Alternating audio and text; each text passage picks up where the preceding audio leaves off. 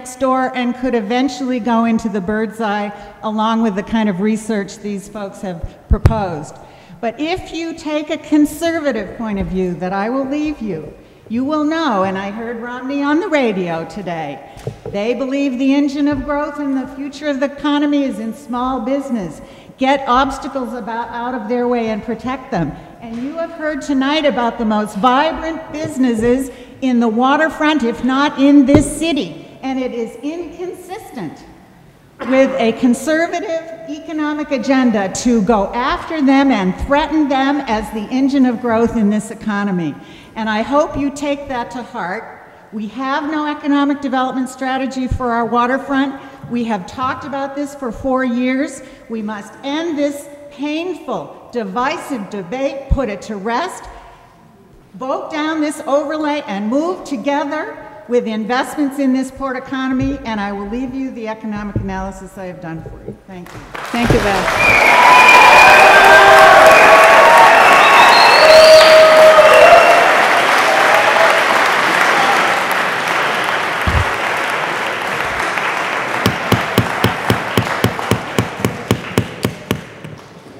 Thank you. As we continue with our public hearing, I'll ask the city clerk about communications that may have been received for the file. Yes, there have been a large number of communications received on this matter, and rather than read them all into the record, which would take us a couple more hours, I've broken them into the category of in favor and in opposition. We received separately 29 communications in favor. Some people actually sent multiple communications, so the number of communications is slightly higher than that. In opposition, we have received 47 communications, and then in addition to that, in a separate category of communication, we have 3 petitions that we have received, and that 2 that were in favor, and discounting any names and signatures that appear on them that are non-residents. We have 328 on one of the in favor positions, 450 on another. We have 1 petition that was received in opposition, which has, again, discounting non-residents, 305 signatures. Thank you. We'll now turn to rebuttals. Ask the applicant to rebut anything, if you'd like to have a rebuttal period of time. You have up to 5 minutes, sir, for rebuttal. I don't feel we need any rebuttal, thank you. Thank you. Since there is no rebuttal to the rebuttal. Questions by the City Council. Questions by the City Council. Anybody like to go forward first? We'll start with Councilor Wynot and we'll go around. Councilor Berger. I'd like to, Attorney Cunningham, to address the 10 feet. I mean, I know what we were talking about at P&D, the 10 feet of the beach I'm referring to. Just to clarify, it is not 10 feet of ownership the city's signing over. And could you explain why you're requesting that 10-foot inclusion of the beach in the overlay district? Yes, the hotel overlay district started including out to the low water mark, which is the current status of title. There is a discussion that will be ongoing about public rights, and I said during my remarks that we are anxious to continue our discussions to provide that the public will have perpetual use of Pavilion Beach. The area that's 10 feet from the property line has importance in that there are remnant industrial structures there which will need to be dealt with as part of a permitting process. But we also want to provide public access along the 33 Commercial Street side, and the engineers envision that there may be stairways and handicapped accessible ramps constructed in that area. The other thing that the engineers know we'll need is stormwater protection, a riprap wall, which may well be able to be kept outside of the 10-foot area, but we're at the point where we haven't designed the hotel, we haven't been through the regulatory process, and we don't know what's going to be asked of us. I do want to repeat that anything that happens within the 10-foot area, and for that matter, on the entire site, is subject to the City Council special permit process. The HOD allows nothing to be constructed as a matter of right. Is that helpful? Councilor Cox, questions? Okay. Councilor Romeo taken? No. Councilor LeBlanc? Councilor Shalino? Thank you, Madam Chair. Attorney Cunningham, please. Just to clarify things, exactly what are you asking for here tonight on your overlay? What are you asking for? We're asking for approval of the May 2nd draft with a revision that substitutes the May 8th plan that has the 10-foot inclusion within the HOD of a portion of the beach parcel that is associated with the upland parcel. And So if this overlay passes tonight, what are you going to be receiving tonight if it passes? What opportunities would you have? we then can go back to our architects and our engineers and all of the experts we're going to need to assemble to put together all of the data and the plans that are required and set forth in the special permit section of the zoning ordinance. And the HOD district, I think, makes that very clear, that the process that we're going to go through is like the special permit process that you're familiar with. In that permitting process, you'll be considering water, sewer, traffic, shadowing that was brought up tonight? All of those things that are subjects of discussion and listed in the zoning ordinance will be studied and brought before the council and its committees, as well as working with the city officials, the department heads, in what's called the TAG process to identify the public utilities, the public safety and public traffic considerations. So if this hotel overlay district is approved, we have a lot of work to do. And we would start that work and come back to the city with a special council permit application when that work was complete. If I may, I was quoted tonight as saying that zoning should be consistent. Is the proposal for the overlay in the marine industrial consistent with the marine industrial? I think that the planning board took a very careful look at this.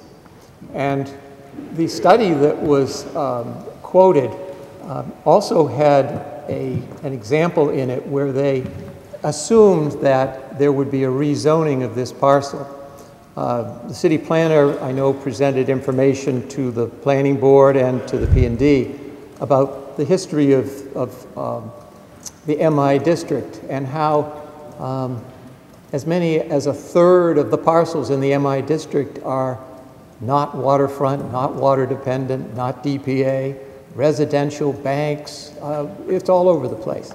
And this is, that's the history of how this became zoned MI is complicated. Maybe we'll never know, but I think the point that I was making in my presentation was that this is not a harborfront parcel. It's not in the DPA. It's not a classic MI parcel. The goals of the MI district, in my view, were to protect water-dependent uses consistent with the way Chapter 91 regulates the inner harbor. This parcel is a beachfront parcel. It's simply not a harbor parcel, and that's the distinction that we draw. And just to clarify one last time, there are no by rights. You have to come before the process, whether it be special city council permit or a major project, to really get anything built on that piece of property. That's absolutely true. There is nothing that can be done under the HOD district without a city council special permit. Thank you. And it would be a major project. Councilor McGarry. Thank you, Madam President. I have a question for the city solicitor, if she's available. Suzanne, Attorney Faraday in his presentation intimated that if we were to pass the zoning overlay, that the council in fact, if not in law. If the proponents came in with a proposal that met the requirements of the zoning overlay, we would essentially have no choice but to pass it, but to approve the special permit. Is that your understanding of our powers under the special permit process? No, it's not. Under the special permit granting process, you look at the factors that are laid out within the ordinance to determine whether or not they meet the requirements. And those considerations go to the surrounding environment. So each proposal before you, you'll have to look at individually to determine whether or not it meets the requirements under the ordinance. That one of the things with a special permit is that the special permit granting authority is vested with significant discretionary authority as to whether or not that special permit will be granted. And additionally, the courts defer to the local special granting authority, special permit granting authority when they exercise their discretion. So it's not a matter of right grant. Thank you. Okay. I'd like to ask John Cunningham, Attorney Cunningham, if I may. When the amendment was made from 35 feet to 10 feet for the beach, it's my understanding that 10 feet is for use. It doesn't delineate ownership of those 10 feet to anybody. Proper? Is that correct? That's correct. I mean, there is this issue about beach ownership, which we hope to resolve by discussions with the city. Mm-hmm. But I think it's very clear, and I've talked with the city attorney about this, mm-hmm. that designation in the HOD does not bear on title. Okay. Suzanne, if I may ask you, what is your interpretation of either be it the 35 feet or the 10 feet? Is it... With regard to the property Is the ownership? city, in essence, acquiescing in saying that the applicant can have 10 feet or 35 feet for ownership? It's my understanding, and correct me if I'm wrong, that it's just for use. It is not to delineate ownership. Do you, as a city's attorney, agree with that? Yes, that is correct. Thank you. Any other questions by the city council? I'll go around again. Councilor Wynot, Councilor Verda, Councilor Cox, Councilor Romeo Taken. Okay. All right. Joe, do you have anything else? Wow. Councilor McCary and Councilor Verda. Okay. At this point in time, I'm going to close the public hearing and call for the committee report. Thank you, Madam President. By leave of my fellow members of the committee, I will offer the motion approved at the May 2nd meeting, reflecting, however, the scaling back of the extent of the overlay district on the beach from 35 feet to 10, to only 10. At the May 2nd, as noted just a moment ago, at the May 2nd, 2012 Planning and Development Committee meeting, it was moved to amend the Gloucester zoning ordinances by enacting Section 5.25 entitled Hotel Overlay District for the parcel located at 47 Commercial Street, Assessors Map 1, Lot 33, as submitted to the City Clerk's office on May 2nd, 2012, which is attached here too, and incorporated by reference, and amend the Gloucester zoning map to create a hotel overlay district located at 47 Commercial Street, Assessors Map 1, Lot 33 in the Marine Industrial District, as shown on the plan entitled Exhibit A to accompany an amendment to the Gloucester zoning ordinance Hotel Overlay District by Beals Associates Incorporated, dated May 8th, 2012, and I so move. Motion made by Councilor Toby and seconded by Councilor Verda. Chair recognizes Councilor Toby as the maker of the motion. Thank you, Madam President. I'd like to make a few points. First, I'd like to speak to the process that has been undertaken in this matter. I would argue that it has been lengthy, it has been thorough, it has looked to appropriate standards, it has surely been deliberate, and it has surely not been frenzied. When I speak of appropriate in its scope and its standards, I would refer the councilors, and we have an extensive docket, all of which has been shared with you, of course, to the planning director's memo dated March 30th, 2012, wherein essentially we're given two hurdles to keep in mind as we run this course of evaluating this proposal. The first and I'll quote, that is to be resolved, quote, is to determine the appropriateness of the proposed district allowing hotel use in this location. That's one, appropriateness in this location. Two, if you clear that hurdle, the focus, and again I quote, should be on the specifics of the permitting process and standards, parentheses, uses, density, height, parking, etc., close parentheses, and ensuring it adequately addresses project-related issues. We have the April 13th Planning Board report to the Council, and we have the follow-up work done by P&D before us this evening. I believe that P&D found that the issue of appropriateness of the use in this location was established. Again, I would refer to the memorandum from Mr. Cadamatore dated March 30, which lays out extensively the basis for his findings, referencing the scope of the downtown as it is traditionally understood as being much more expansive than just the narrow stretch of, in effect, a Main Street area that some would contend. And looking at as well at a medley of planning documents, many of which can be found to stand for diametrically opposed positions in their own pages, and weaving them together, I think, appropriately in support of that finding. Additionally, having cleared that hurdle, we all moved on, Planning Board and then P&D, to engage that second hurdle, the question of the specifics of the permitting process. The Planning Board, and I want to thank Chairman Noonan and his fellow members, as well as City Solicitor Egan and Planning Director Cadamatore for their hard work on this matter, came up with a set of standards. We made them tighter still at P&D, and that's what's before us this evening. They would include that setback requirement around an MI parcel and active MI use as of the date of this matter. The definitional issue, and I would note that one speaker is wrong. Not only do we define what a hotel is, but we also then go on to say what is not allowed. And specifically, we note in this prohibited use section that anything not expressly allowed is prohibited. And then just to put on belts and suspenders, we add some of the things that are meant by that. Condominiums, timeshares, extended stays, casinos. We tried very hard to address the concerns that were put before us.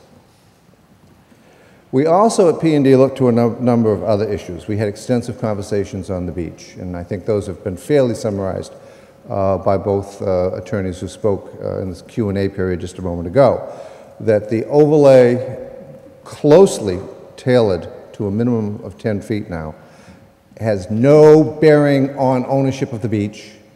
And secondly, that the question of ownership and access to the beach is fair game, very fair game for resolution if there should be a special permit process that comes before us as a council.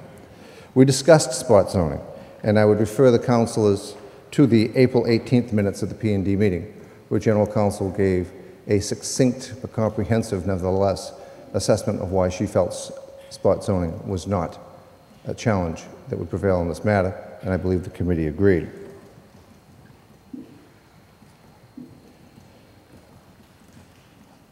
A couple of personal perspectives, and I'm only a lawyer with an MBA, Valerie. But I grew up here. My parents grew up here.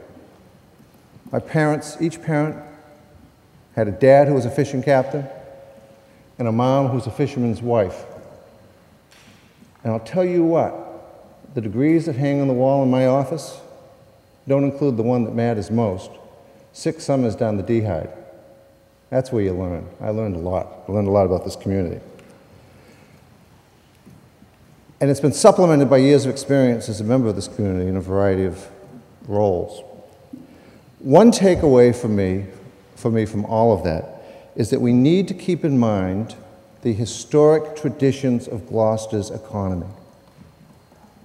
It is not a one-legged stool. It is a 5-legged stool historically. In the past, just as it is today. We're a seaport that is featured in varying degrees fisheries, cargo, passenger trade, recreational activity. Secondly, we are an industrial zone. Take a drive through the Blackburn Industrial Park, hopefully soon to be even more resurgent, or Conlin Road, or any other number of settings in the community where active industrial activity and innovation are already underway. We are a commercial setting in the region where we live. We've always had retail activity, service activity, professional activity. We are an arts center. The creative class, I would argue, was born in Gloucester and will always be here. And last but not least, we are a tourism community featuring hospitality. Always have, always will. And one of the challenges for Gloucester, one that we've always sustained, juggling those 5 balls in the air at once, is keeping the balance. We've done that. Now, in my time on the council, which I guess goes back initially to January 1st, 1988, I can think of a couple of matters that have come forward where we were told that we had to deny an application because it would destroy the marine industrial neighbors it would be coming in next to. One was Captain Carlos Restaurant. Well, that was not only wrong, but in the aftermath of its opening its doors, we saw growth in the MI activity with the auction and all the rest it spurred from that center opening in the late 1990s. And then Cruzport itself, where we've seen a site that had been minimally used, largely fallow, for way too long, actually become resurgent in multiple uses, getting along with its MI neighbors and having MI activity on its own very site. When I go back to my 9 years as mayor, I reflect on the fact that we had an awful lot of economic activity going on, and yet we could have done more, except for one fundamental fact: we didn't have the business quality hotel or the will to get it done that would have the conference space, the restaurant space, the lodging that 20th century at the time, and now 21st century now, business leaders expect and deserve. And by the way, speaking of deserve, I want everyone in this room to leave here tonight with a full degree of respect for whatever line of work someone chooses to engage. There is dignity in work, whether it is as a chambermaid in a hotel, or as a Harvard professor, or anything in between or wrapped around those matters. Can we believe that? There is dignity in work.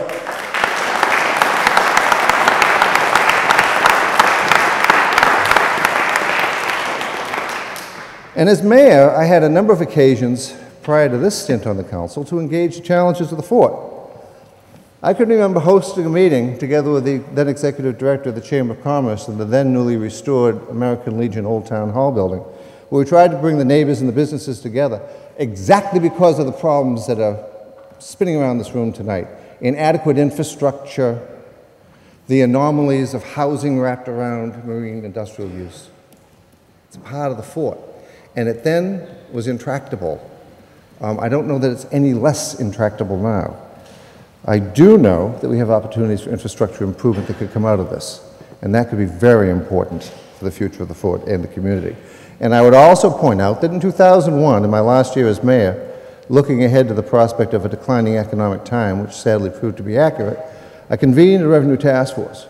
And one of the central findings was that we had to find ways to grow our tax base, and target number one, check the records of a plan that sat on a shelf, was the fort. Let's see if we couldn't be doing more there.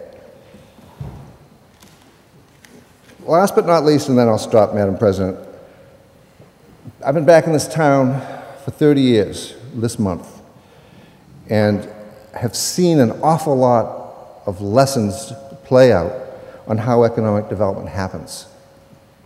Really, in a sense, very simple to state. It's entrepreneurs with investment and a business plan yielding jobs, product, wealth that is shared. We won't restore Gloucester to greatness on dreams. We will restore it on the basis of investment and entrepreneurs willing to make it. I believe we have a reasonable opportunity on this site to begin to realize that with this step this evening, the enactment of this overlay district, followed by a council working very hard to apply standards extraordinarily stringently so that the hotel, if approved, is going to coexist and work or not be approved. And I would also note, and I'll close with this, that the job cannot end there, and it cannot be a single-pronged attack. We have the land at 110 Commercial Street. The city's got to sell it, and it should be sold with a deed restriction that it can only be MI. We've got the I-4C2 parcel where work is again underway, not to take it out of the DPA, but to give one more shot, looking to the models of places like New Bedford to put together an RFP that will leverage Seaport bond money, 108 loan monies, and get an MIUs down there. And then the State Pier. Well, this council next week, and I hope this many people come to see it, because this is the future, we'll hear from the Real Estate Development Director of the Mass Development Finance Agency on how we might collaborate in the future to realize renewed MI greatness on the State Fish Pier, which is 60% empty. We have challenges, we have opportunities. By moving forward with this tonight, I believe we begin to embrace opportunity. Thank you, Councilor Toop. Gary? Thank you, Madam President. You know, when a body deliberates a proposal such as the one before us tonight, it's important that we as members express clearly our reasons for supporting or opposing the proposal. I will be voting in favor of the zoning overlay on Commercial Street this evening. I do so after much deliberation and with careful attention to the arguments put forth by the proponents and the opponents of the proposal. I want to thank all who have participated in any way in this debate. There have been thoughtful and considered opinions on both sides. I believe the debate has improved the proposal from its inception to the form now before us. It's the essence of democracy that issues must be fully debated and argued in order to reach informed decisions, and I believe all here tonight have done their job well. The arguments that make me vote in favor. First, about the zoning issue. It's been argued that zoning is intended to be consistent and predictable, and that we shouldn't tinker with it lightly. We have zoning, why are we going to ignore it, the proponents have asked. But overlay districts are part of the zoning laws. They are options made available to deal with exception cases, and I believe the properties on Commercial Street are exception cases.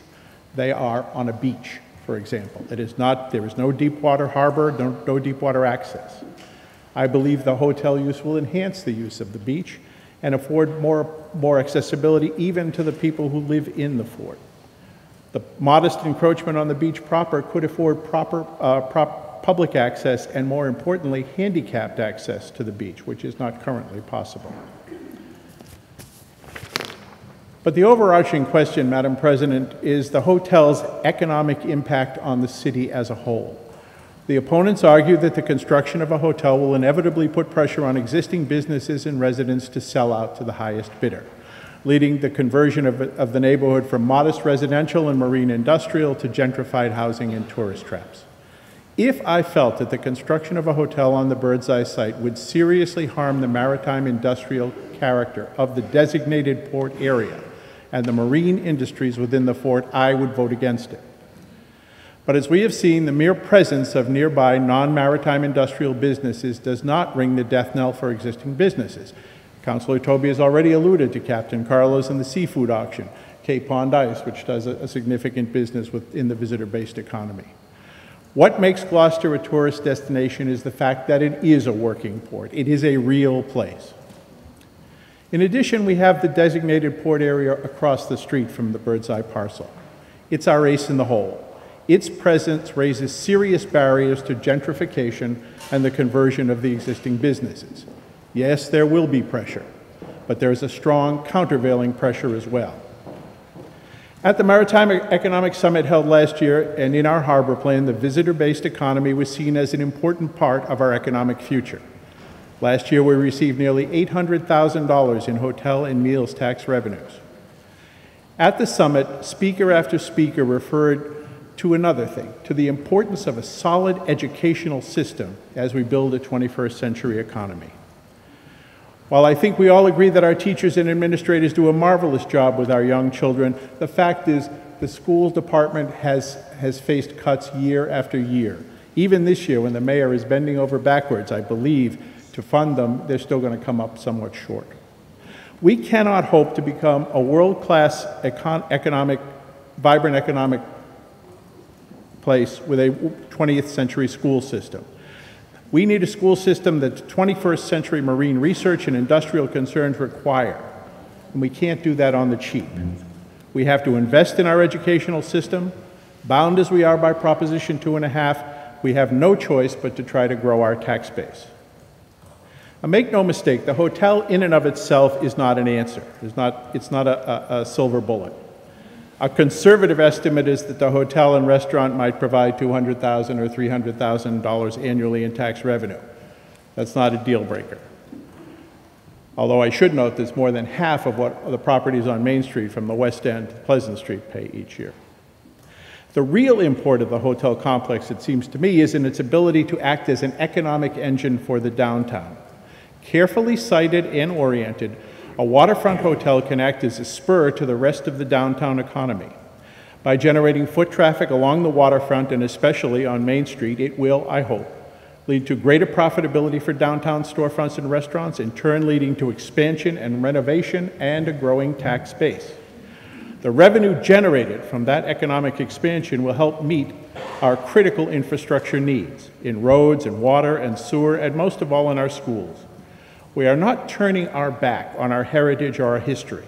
We are availing ourselves of another tool in our toolkit, a tool that can help us remain a vibrant, strong city ready to meet the demands and opportunities of the 21st century. Modern infrastructure, good municipal services, and strong schools. In the end, Madam President, we 9 elected officials are charged with weighing the arguments for and against any proposal that comes before us. I cannot know the future, no one can.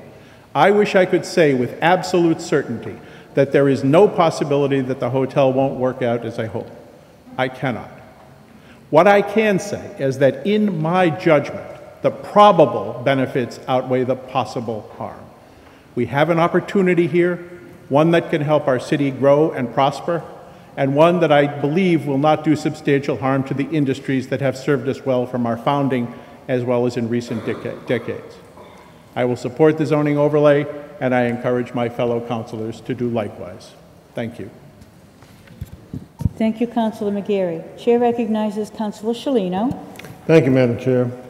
I want to acknowledge the receipt of all the emails that I've received, and I've taken the time and I've read every one of them. I also want to acknowledge my ties to the fort. My father, when he was single, and his brothers, they lived over Bertolino's Bakery, and I think Jimmy knows where that used to be. And I had an aunt and uncle that lived down there for years. My first job was Cape Ann Fisheries. I lied. I told them I was 16 and I was actually 13, and that was where I got my first check. And so I grew up there. I know exactly what the area entails. What I've tried to do is I've tried to stick to the facts of what exactly is being proposed down there. And that's why I keep on harping on the same issue, which is the by right issue. All that the developer is going to get down there is that they're going to have the opportunity to apply. There are no by rights. And with that opportunity to apply, that's when the process once again takes hold. Where all these issues, when it comes to traffic and when it comes to the utilities and the environment and shading, those are the ones that's all going to be put on the table. So that is a fact. And the special and the major projects, that's a fact. And you look forward to how well has this process worked. Well, you take one example of Pruceport, and I sat on this council then, and the complaint was at that time is that it didn't belong where it was because it had railways next to it and a freezer with trucks coming and going all hours of the day and night. Tonight we had Mr. Frank Rose come in who owned, and he says they happen to coexist very nicely. And I think if you look at that piece of property, and I see some people shaking their head, it's a mixed-use property, whether, Sherry owns it or whoever owns it, but the property works. There's a gas company that have offices in there. There's a tugboat, there's a herring boat, and you have the trucks coming and going, and it all works. So if history can prove itself, it does work. You know, we also heard when I sat on the council when we did Gloucester Crossing, and we weighed in on all that there was going to be traffic jams, and there was the Stop and Shop and Shaw's were all going to go out of business, and downtown was going to fold up. Well, the reality was that really didn't happen. The reality is, and the fact is, that if you take a place like Cruiseport, and you take a place like Gloucester Crossing, there are so many jobs that have been come to Gloucester because of those two concerns. And I know I go in there, and I know Councilor Hardy goes in there, and I love to ask people, are you happy here working? Are you from Gloucester? And the majority are thrilled to be working there, and the majority are from Gloucester.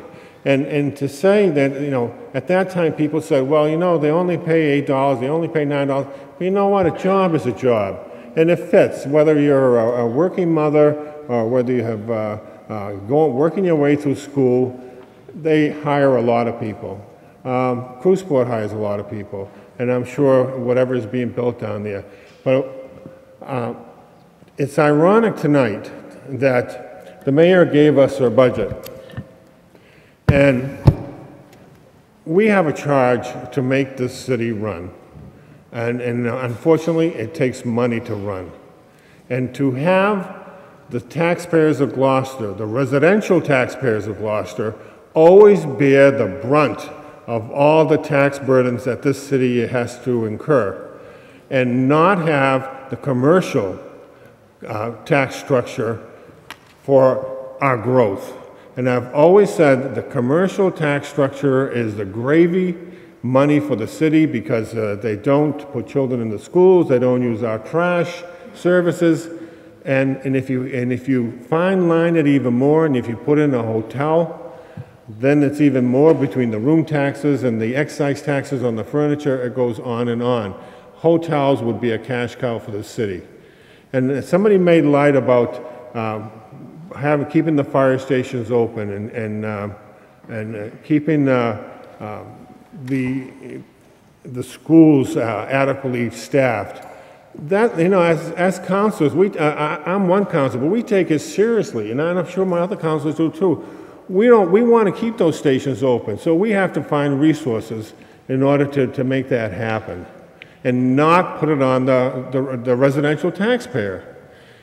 We are, every year when we do our tax classifications, our commercial properties decline and decline. And we need to stop that. We need to keep on going the other way. We need to go up on commercial properties. That's where Gloucester's future is. But rest assured, the special permit process, the major project, that process works.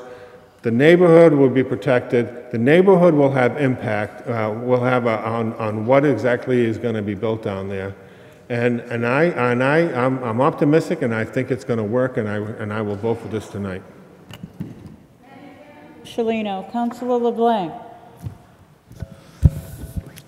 Thank you, Madam Chair. For the record, the letters and email and communications that I received in favor of the hotel outnumbered the opponents 4-1. So that was a big number that I sat down. I took the day off today and piled through everything and did some soul searching. What I found is I'm also going to support the hotel because I think it'll bring people into our city who will support the businesses downtown and throughout our city. It will increase the tax base, and it has the potential to bring other businesses to locate and invest in our city. So I'm also going to support this tonight. Thank you, sir. Councilor Romeo Taken? Yeah.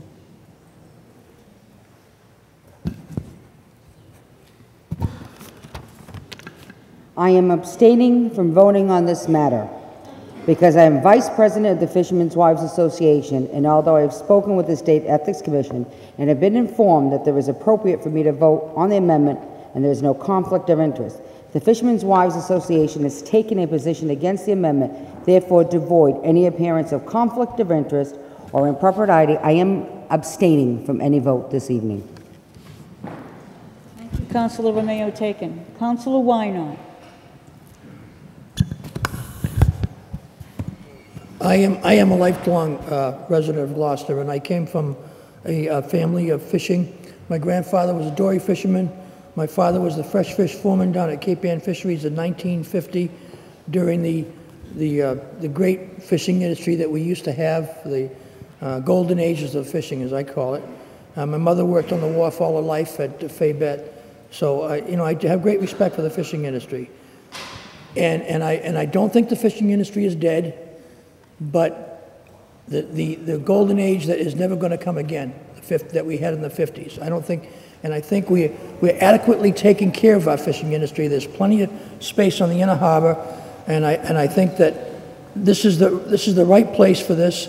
And as we said before, the overlay district doesn't give anything by right, and other people have talked about a domino effect.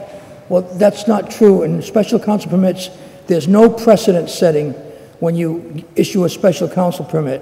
You can issue one here, and the next person can come and you can say no, because it doesn't set precedent. So we're talking about, this is a first step, and I know that a hotel is necessary in Gloucester, or we wouldn't have been here so many times.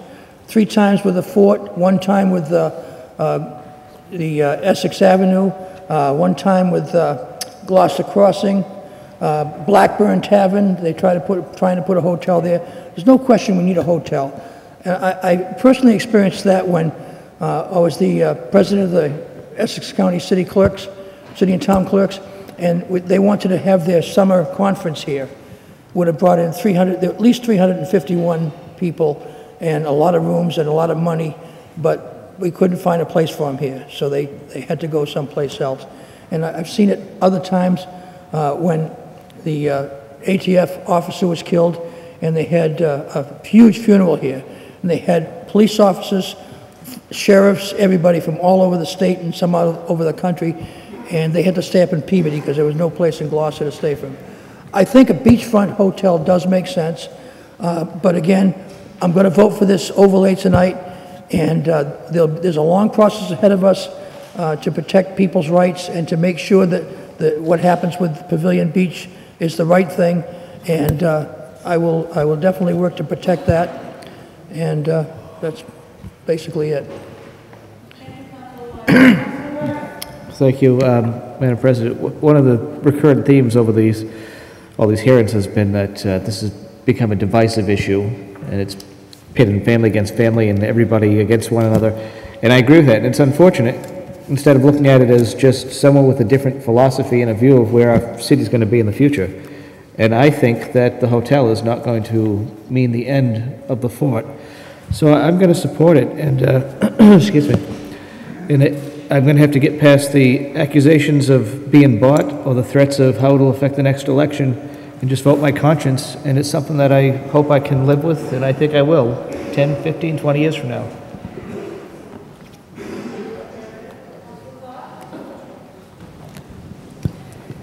In addition to the properties that Councillor Toby indicated, I'd like to add the brewery to that list as well. The brewery is an example of positive change. If Gloucester had allowed the worst-case scenario to win over the brewery, they would have failed a long time ago. They are a respected business and a great community partner. And I know firsthand that marine industrial jobs don't always get full benefits, nor are they always higher paying jobs in hospitality. I have been in both industries. With that being said, the reason why I ran for office for this position was to support Ward 2 and to have a voice for Ward 2. Not my own personal beliefs or feelings. Think with my head and not with my heart. I agree with Ann. I can't vote on this, what I think will happen. My vote is based on my communication with residents, email, phone, and personal conversation. I will be voting in favor of this tonight, based on the communications that I've received. Thank you. Councilor Cox.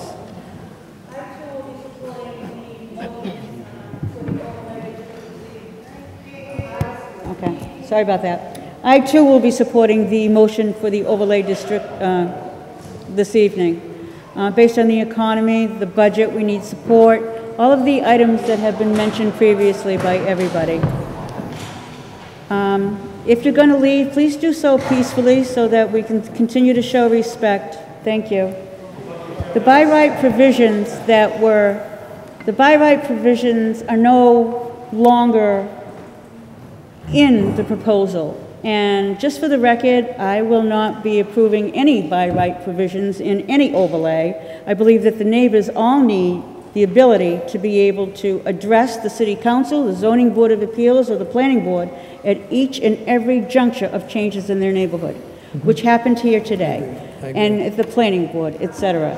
So I'm sorry, this is a public meeting. We're at the voting stage. We're not to be interrupted at this point. If we're interrupted again, please, police officers. Thank you. Compromise has been reached on many levels here, and I was surprised to see that there was yet another compromise reached since the last Planning and Development Committee meeting. To go from 35 feet to 10 feet is substantially reduced, but my concern was whether or not it conveyed with it ownership. And according to our own city attorney and to the attorney of record for the applicant, it does not convey ownership. We are not giving the beach away. And if I have my way, I hope that the City of Gloucester is, in my term of office, I hope we clearly gain possession of that beach. It's vital to the City of Gloucester. We've maintained it for a number of years, and we need to continue to do that. I do not believe that the property will, once it goes for a hotel overlay district, that it would substantially be detrimental to the neighborhood based on what's already there. What can be more detrimental to something? You've got a building there with broken windows. It's not being used. It's the broken window syndrome. And it doesn't speak well of Gloucester. It doesn't. And I truly appreciate the fact that the applicant has made an effort to at least say that they're willing to consider restoring the historical chimney that is at Birdseye. It's historical, and it will help. Tax base, all important to the budget that the mayor. We're not going to get our roads fixed. We're only going to get what we're paying for, people. And unless you want your taxes to go up, we need to realize the revenue that a proposition such as a hotel will bring into the City of Gloucester. This is just the first step. This is the overlay. The City Council's fingerprints will be all over the special City Council major permit for a hotel. They'll be all over it. We did it for Gloucester Crossing. We've done it for the other hotels. We did it for Market Basket, and we'll continue to do that. And Councilor Shalino, I know I can speak to you, and you realize that sometimes an applicant will come and ask for something, and we don't like the way it looks. We're not afraid to say we don't like the way it looks. It doesn't fit Gloucester. So, I mean, if you want our votes, you've got to work with us. And so far, I believe that you've done that.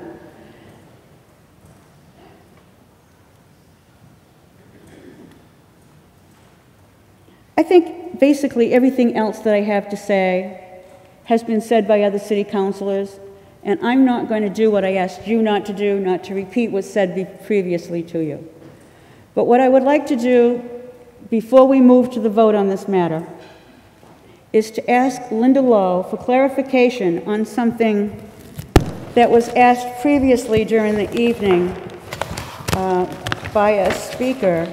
Bill Johnson asked, he was addressing the petition that was submitted to force the majority vote of the City Council. So I'll ask Linda Lowe at this time, before we take the vote, to explain what is required of the City Council to pass this measure this evening.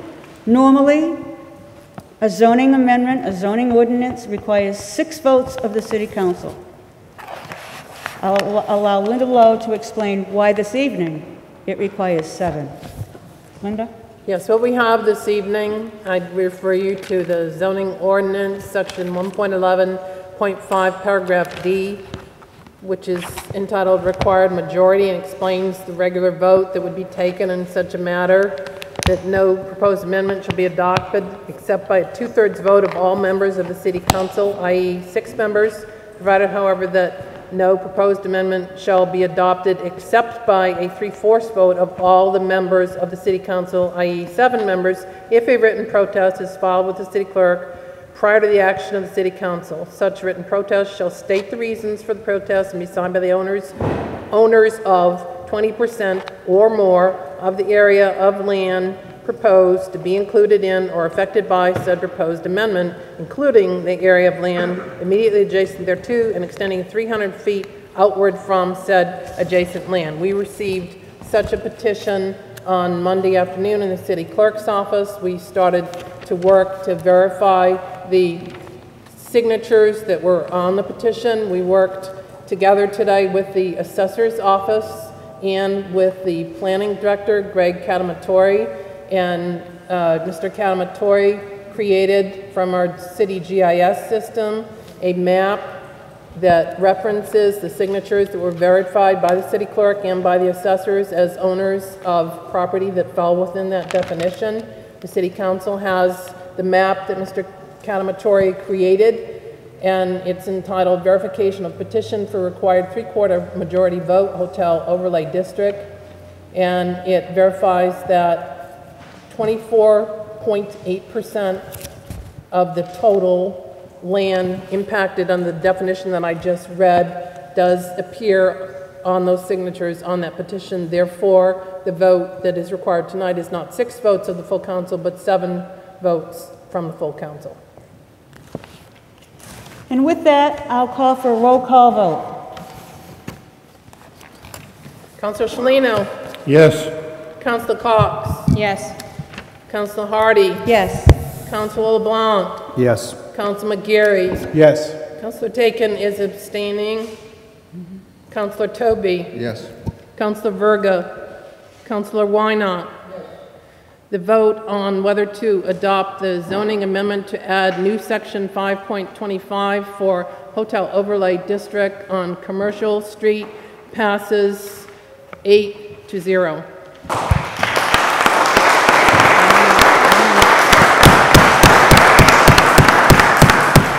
Madam President? For procedural purposes, I need to restate the vote. The vote is confirmed affirmatively on a roll call vote of 8-0 to 1 abstention. Councilor McGarry, the chair recognizes Councilor McGarry. Madam President, I call for reconsideration. Second. There has been a motion for reconsideration that has been seconded. Does everybody understand what the reconsideration is for? Reconsideration is if you vote for reconsideration, you vote to revote the vote. If not, then the vote stands as of this evening. Motion's been made and seconded for reconsideration. Madam President, just for my colleagues, in order that the vote we just took stand, the correct vote now would be no. Thank you for that clarification. Roll call vote, please, on the roll call vote. Roll call vote. Councilor Shalino. No. Councilor Cox. No. Councilor Hardy. No. Councilor LeBlanc. No. Councilor McGarry. No. Councilor Taken abstains. Councilor Toby. No. Councilor Verga. Councilor Wynot has stepped away. The vote on whether to reconsider is 7 voting no, 1 abstaining, 1 absent. The roll call vote stands at 7 voting no, 1 abstention, and 1 absent. Required a majority vote of the City Council to fail. The motion for reconsideration does in fact fail. I'll entertain a 3-minute motion to recess. Madam President, should we vote to extend first, or? I guess we can do that in 3 minutes. We'll do it when we come back. All right.